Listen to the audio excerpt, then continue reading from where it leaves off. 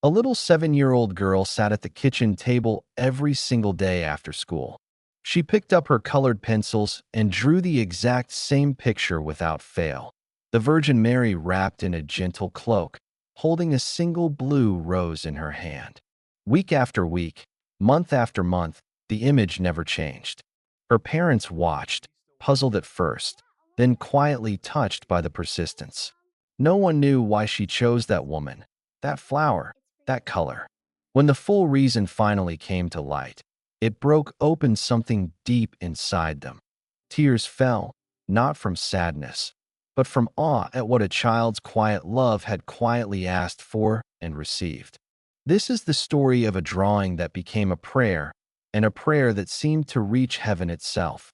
Before we continue, share in the comments where you're watching from and what time it is there.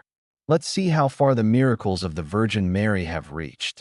And if you haven't yet joined our family, subscribe now, because here, each day, we witness the tender love and mighty power of the Mother of God. Daniel Thompson was 39, an engineer who believed most problems could be fixed with the right tools and enough time. He lived in a quiet suburb outside Richmond, Virginia, in a house he and his wife had chosen for its sturdy bones and big backyard. Daniel was the kind of man who rebuilt the deck himself, replaced the water heater on a Saturday, and kept the garage organized with labeled bins. His hands were rarely still. His wife, Elena, 37, worked as a family law attorney. She rose at 5:30 every morning, made coffee exactly the way she liked it, reviewed her calendar, and moved through the day with calm precision. People at her firm relied on that steadiness. She rarely raised her voice, never missed a deadline. She and Daniel had met during their final year of college, dated for 3 years, then married in a small ceremony under strung lights in her parents' garden. 32 guests. Simple white dress. Daniel still wore the plain gold band every day. 3 years later, their daughter arrived. Lily came into the world with wide hazel eyes and almost no cry. She observed more than she demanded. By age 2, she could already hold a crayon steady. By 4, she preferred drawing to most toys. When she started kindergarten, the teachers sent home notes saying she was quiet but unusually focused. After school, she would climb onto a chair at the kitchen table, spread out her pencils, and work in silence while the afternoon light moved across the floor. Daniel liked to say Lily inherited his patience. Elena smiled and said the girl had her determination. Both were probably true. Then, about 8 months before everything changed, Lily began drawing the same picture every day. A woman in a soft blue cloak, head slightly bowed, one hand extended with a single rose, always blue. The rose was the brightest part of every sheet. Lily used the cobalt pencil until it was worn to a stub, then reached for the next one without hesitation. She finished each drawing, studied it for a moment, then slid it into a shoebox she kept under her bed. First, Elena found it charming. "That's lovely, sweetheart," she would say, kissing the top of Lily's head. Lily gave her small, serious smile and put the paper away. Daniel barely noticed. He came home tired, ate dinner, helped with baths, and fell asleep quickly. But after a month, the repetition caught Elena's attention. Same woman, same rose, same careful strokes. She asked once, casually, while wiping the table, "Lily, why do you keep drawing this one?" Lily looked up, pencil paused. "It's for you, Mommy. The blue is like your eyes." Elena laughed softly, brushed a strand of hair from Lily's face. "That's so sweet." She thought nothing more of it. Children fixate on things. It would pass, but it didn't. Around the same time, Elena noticed small changes in her own vision. One Tuesday morning at the office, she opened a thick contract and the letters blurred at the edges. She blinked hard, rubbed her eyes, drank water. The words sharpened again. She told herself it was fatigue. 2 nights later, driving home on the highway, oncoming headlights flared in a strange way, halos spreading too wide, bleeding into the dark. She gripped the wheel tighter and said nothing when she walked through the door. The following Saturday, she stood in the kitchen searching for ibuprofen. She held the bottle close, then far, then close again. The label refused to stay clear. She finally used her phone camera, zoomed in, and read the dosage that way. Standing alone under the fluorescent light, she felt the first cold knot of fear settle in her chest. She waited another week, hoping it would pass. Each day brought something new. Daniel's face at dinner grew softer around the edges. Street signs blurred when she walked to the mailbox. Reading bedtime stories to Lily became harder. She squinted, brought the book nearer. Finally, she made the call. An ophthalmologist appointment for the following Thursday. Daniel drove her that morning. They sat in the waiting room without speaking much. He scrolled on his phone. She kept her hands folded in her lap, staring at the carpet. The doctor was kind but direct. Intraocular pressure too high. Signs consistent with early glaucoma. If untreated, vision loss would progress, slowly at first, then faster. Medication could control it. Drops twice a day, follow-ups every few weeks. Surgery might come later if pressure didn't respond. Can it be stopped completely? Daniel asked. Controlled, yes. Reversed in some cases, but I can't promise full restoration. The key is starting now. Elena nodded once. They left the office in silence, rode the elevator down, got into the car. Daniel started the engine. It's going to be okay, he said. Elena looked out the passenger window at passing trees. She didn't answer. When they reached home, Lily was already at the table, pencils scattered, drawing the woman in the cloak. The blue rose bright against the white paper. Elena paused in the doorway, watched her daughter's small hand move. She walked over, bent down, kissed the crown of Lily's head. It's beautiful, my love. Then she went to the bedroom and closed the door. The weeks that followed settled into a new, fragile rhythm, one the Thompsons had never rehearsed. Elena started the eye drops that very night. 2 in each eye, morning and evening, the cold liquid stinging for a few seconds before fading. She set phone alarms so she would never miss a dose. At the office, she enlarged every font on her computer to 150%, printed documents in larger type when she could, and kept the lights brighter than anyone else preferred. Colleagues asked if she was remodeling her workspace. She smiled tightly and said it was just easier on her eyes after long screen hours. They accepted it. Elena had always been the one who looked in control. Daniel adjusted too, quietly. He began driving her to work on days when the morning light felt too sharp. He took over reading labels at the grocery store, pretended it was because he liked being helpful. At night, he sat closer to Elena on the couch so she could lean against him and still follow the television subtitles without straining.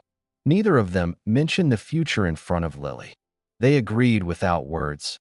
She didn't need to carry this yet, but Lily noticed. She was 7, not blind. She saw her mother rub her temples more often, saw the way Elena brought her phone almost to her nose to read a text. She watched Daniel take the car keys from Elena's hand without asking, saw the quick, worried glance he gave her afterward. Lily said nothing about it. She simply returned to the kitchen table each afternoon, spread her pencils, and drew. The drawings grew more intense.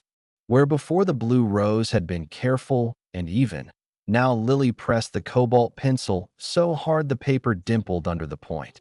The petals stood out sharper, almost three-dimensional against the softer cloak. Sometimes she added tiny flecks of white to make the blue shimmer, as though the rose caught light from somewhere beyond the page.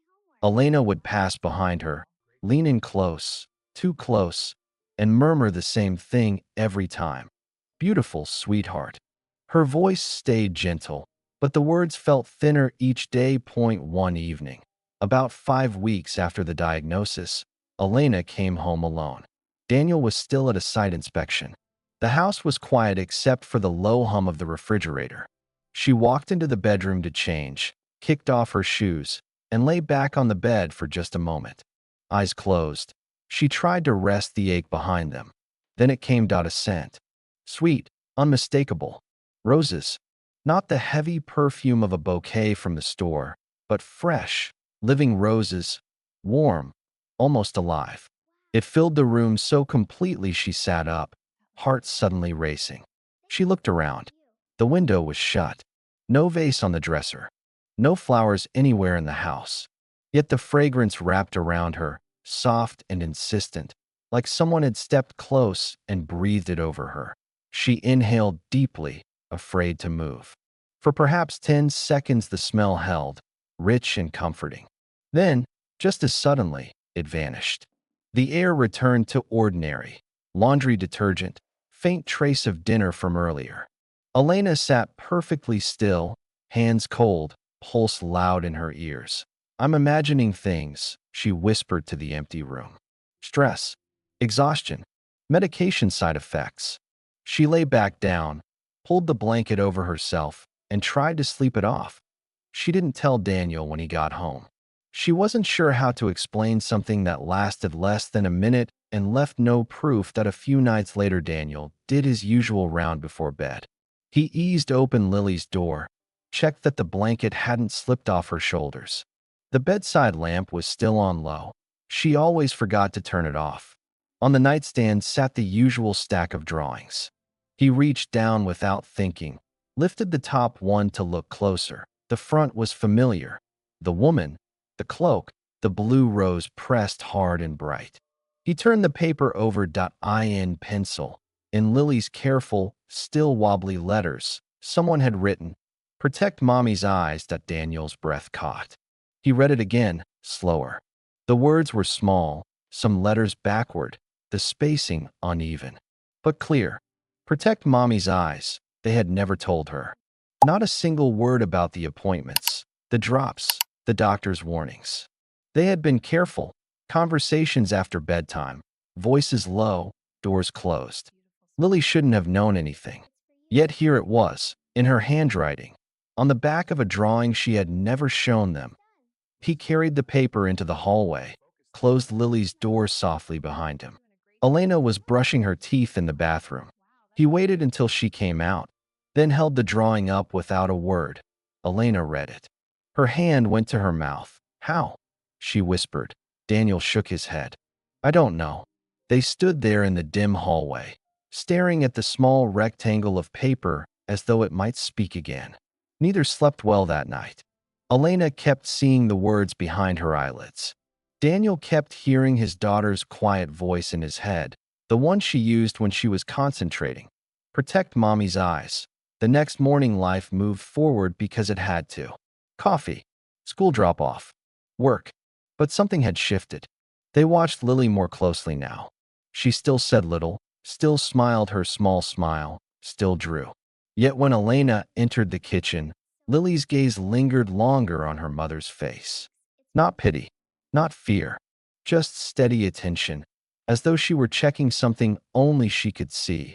Elena felt the weight of that gaze. It made her want to hide and hold her daughter at the same time, to eye in the quiet moments, waiting at a red light, folding laundry, lying awake beside Daniel. Elena began to wonder. The rose scent, the hidden messages, the relentless blue rose drawn day after day after day. Coincidence? A child's imagination running ahead of the facts? Or something else? She didn't have answers. But the fear in her chest, the one that had grown claws since the doctor's office, now shared space with something smaller, quieter. Hope. Fragile. Unnamed. But there. The months dragged on, heavier with each passing day. Elena's vision didn't stabilize the way the doctor had hoped. The drops kept the pressure from spiking wildly, but the slow narrowing continued. She began bumping into corners of furniture she had walked past 1,000 times. At breakfast, she poured coffee and missed the rim of the mug. Dark liquid ran across the counter before she realized. She laughed it off in front of Lily. Clumsy mommy today. But alone in the bathroom, she gripped the sink and stared at her blurred reflection until her eyes burned. She stopped driving. The thought of not seeing a child dart into the road made her stomach turn. Daniel took over every errand without comment. He rearranged the kitchen so frequently used items were always in the same spot, handles facing out. He learned to describe things aloud casually. The blue folder is on the left side of your desk, so she wouldn't have to ask. Elena hated needing the help. She, who had once argued cases in court with perfect composure, now felt every small dependence like a fresh CUT. The 6-week follow-up. Dr. Nguyen didn't smile when she entered the exam room. She reviewed the visual field test printouts in silence, then set them down.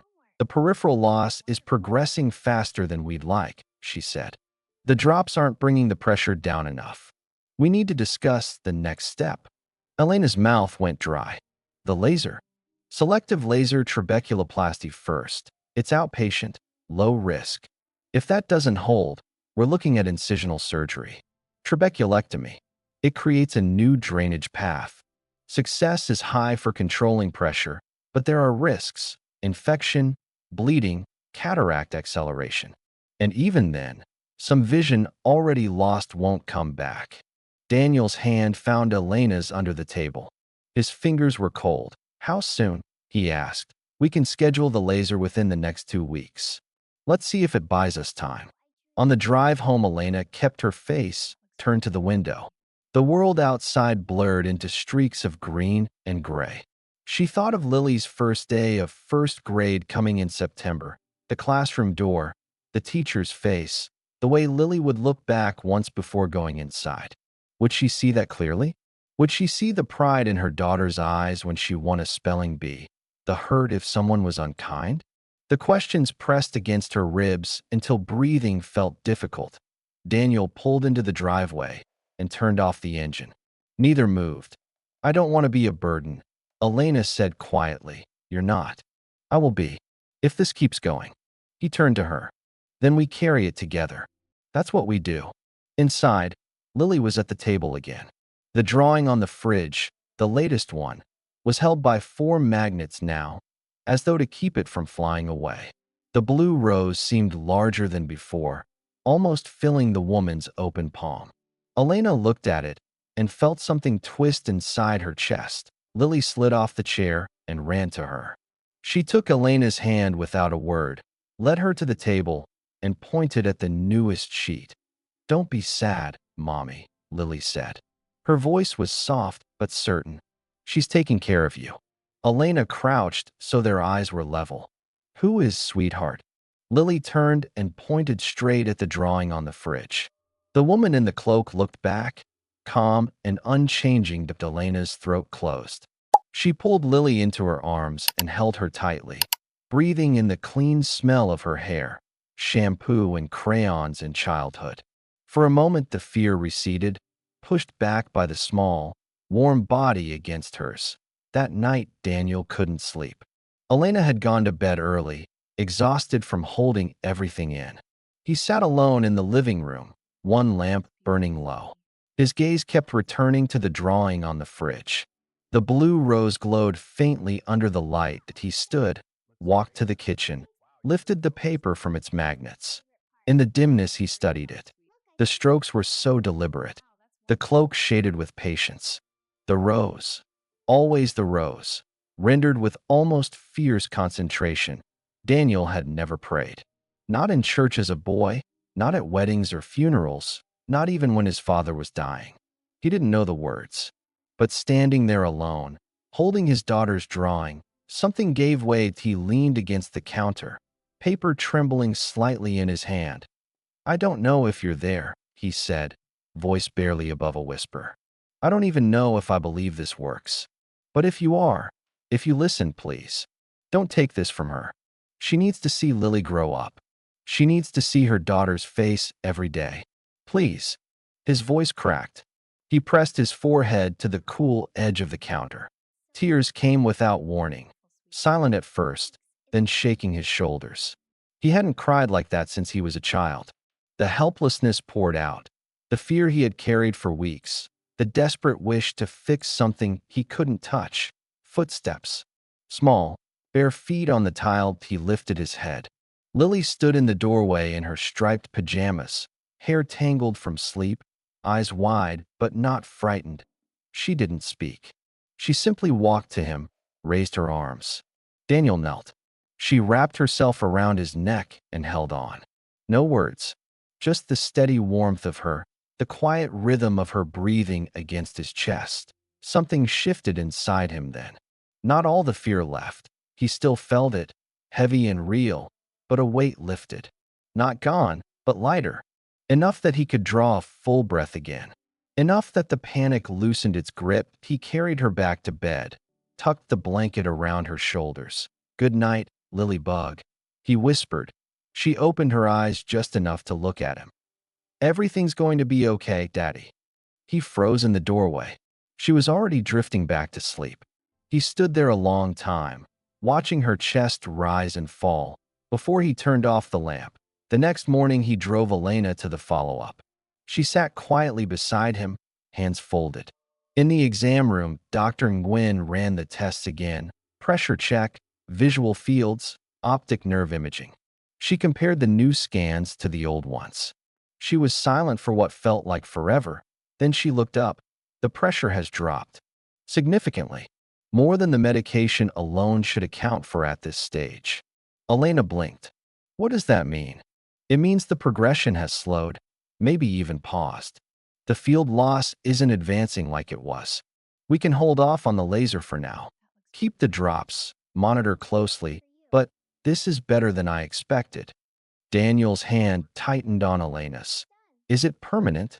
Elena asked. "Too early to say, but right now it's good news. Very good news." On the drive home, Elena smiled. Small at first, then real. The first genuine one in weeks. "He said we can wait," she told Daniel. "I heard." She looked at him.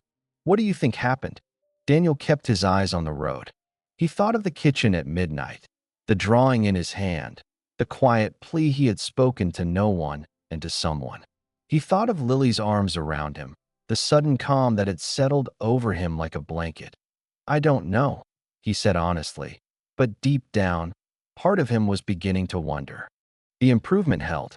Week by week, the follow-up exams showed the same quiet trend. Pressure readings lower than before, visual fields holding steady.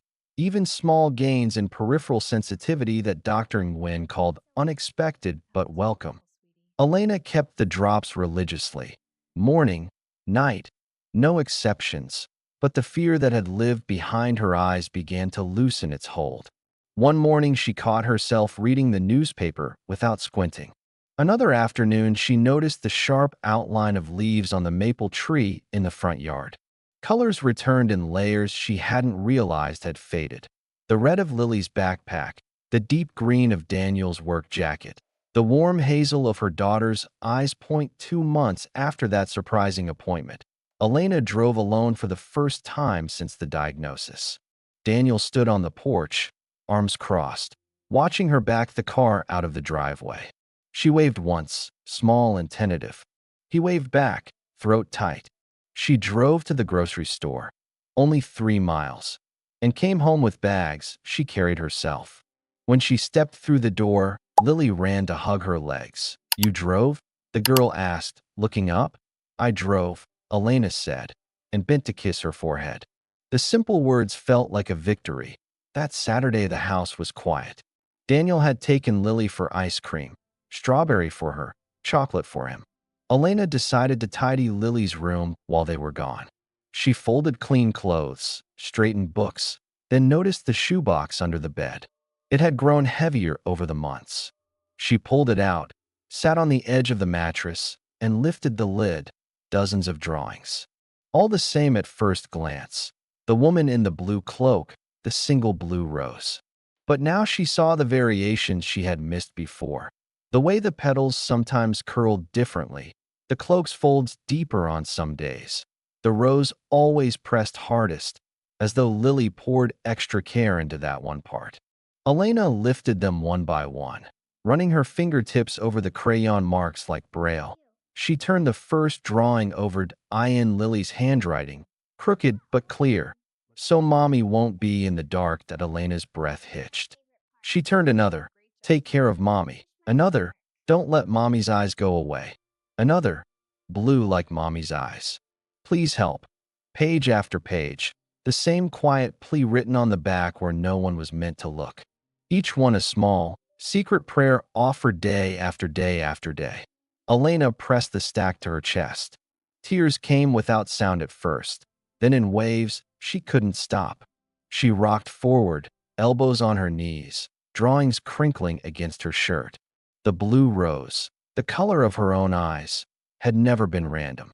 It had been personal, deliberate. A child's way of saying, I see you hurting, and I'm asking for help the only way I know. Lily had known.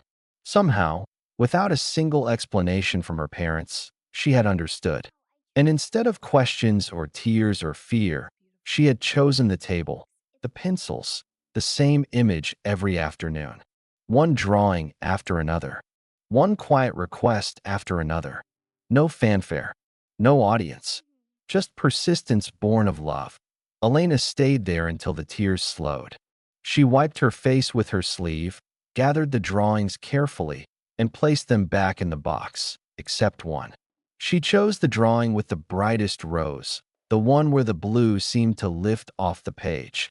When the front door opened, voices filled the house. Lily's laugh, Daniel's low reply. Footsteps in the hall.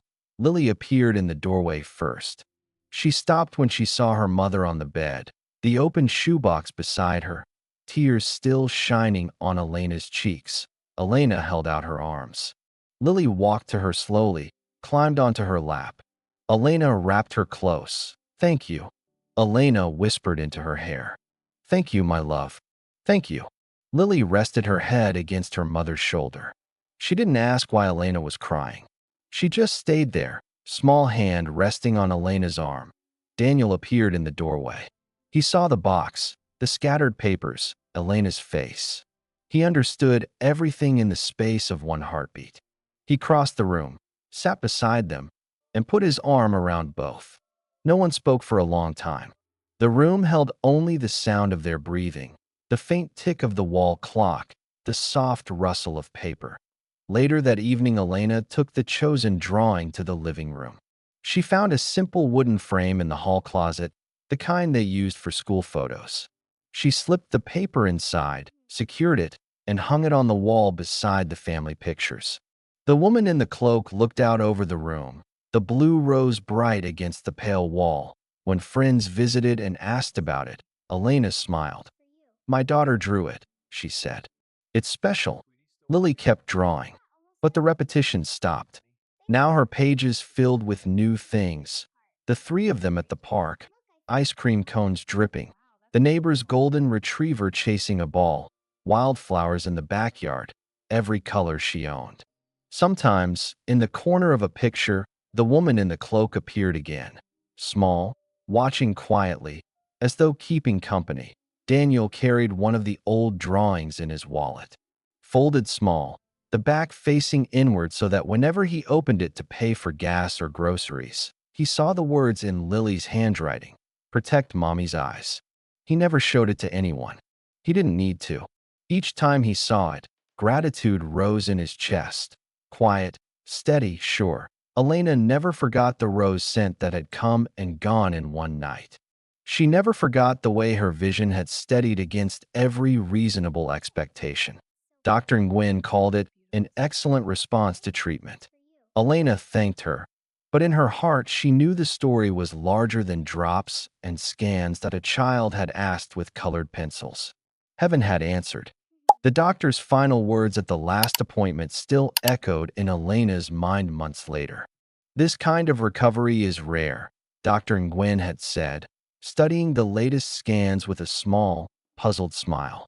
The pressure is normal now. The field defects haven't progressed in half a year. In fact, some areas look better than the baseline. I've seen good responses to treatment, but this is exceptional. She closed the folder. Keep the drops for maintenance, but we can space the visits out. You're stable. More than stable. Elena walked out of the building into bright October light. She didn't need to squint. The edges of everything stayed crisp. The red brick of the medical center, the yellow leaves drifting across the parking lot. Daniel's face when he looked up from his phone and saw her expression. She smiled, wide, unguarded, and he understood before she said a word. They drove home in comfortable quiet. At a stoplight, Elena reached over and rested her hand on his knee. He covered it with his own. That evening, the three of them sat together on the living room couch. Lily between them, legs tucked under, coloring a new picture. The family at the lake last summer, Daniel grilling, Elena reading on a blanket, herself splashing in shallow water. In the upper corner, small but unmistakable, the woman in the blue cloak watched over them all, one hand raised in gentle blessing. A single blue rose tucked into her sleeve. Elena traced the figure with her fingertip. You still draw her sometimes. Lily nodded without looking up. She likes to stay close. Daniel cleared his throat. You think she helped Mommy? Lily paused, pencil hovering. I asked her to. Every day. She said it simply, as though stating the weather. So Mommy could see me. Elena's eyes filled again, not with the heavy tears of fear this time, but with something warmer, lighter. She pulled Lily onto her lap and held her. I see you, sweetheart. Every single day, and I always will. Daniel watched them. He had changed too, in ways he rarely spoke about. The man who once believed only in what he could measure now carried a quiet, private gratitude. Every night before sleep, he looked up at the ceiling in the dark and murmured two words, thank you. He didn't need to name who he was thanking. The words were enough. The eye in his wallet, folded behind his driver's license, stayed the small drawing with the words on the back, protect Mommy's eyes. The paper had softened from handling.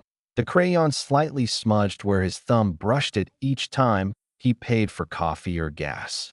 He never unfolded it in front of anyone. It was his reminder, his anchor. The framed drawing on the living room wall became a quiet centerpiece. Visitors noticed it. A neighbor once asked, "Is that Mary?" Elena nodded. "It is. My daughter drew her. She's been watching over us." No one pressed for details. They didn't need to. The picture itself carried the story. Lily's drawings kept evolving. Parks, dogs, birthday cakes, rainbows after storms. The blue rose appeared less often now, but when it did, it was never alone. It was always part of something larger, held by the woman in the cloak, placed on a windowsill, tucked behind someone's ear.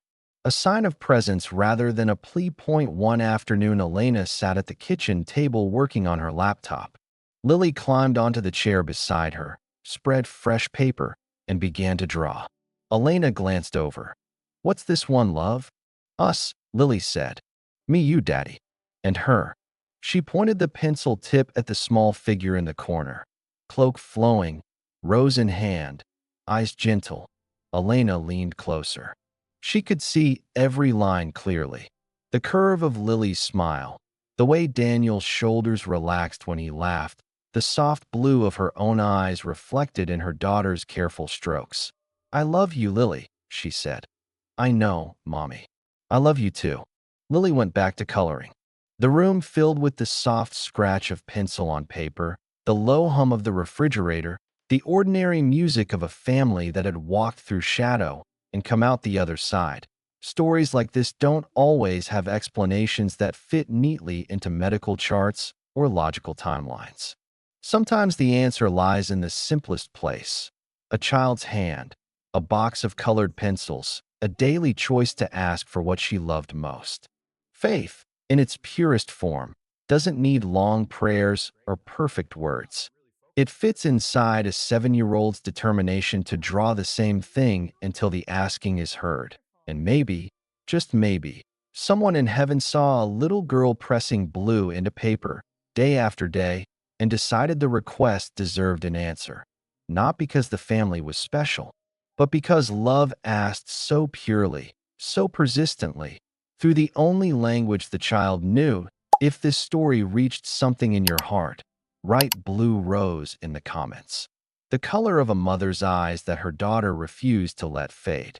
I read every one, and each time I see it, I'll know another person still believes miracles walk among us, quiet and tender, wrapped in a mother's care. May the Virgin Mary continue to watch over you and your family, wrapping you in her mantle, holding you close. Amen.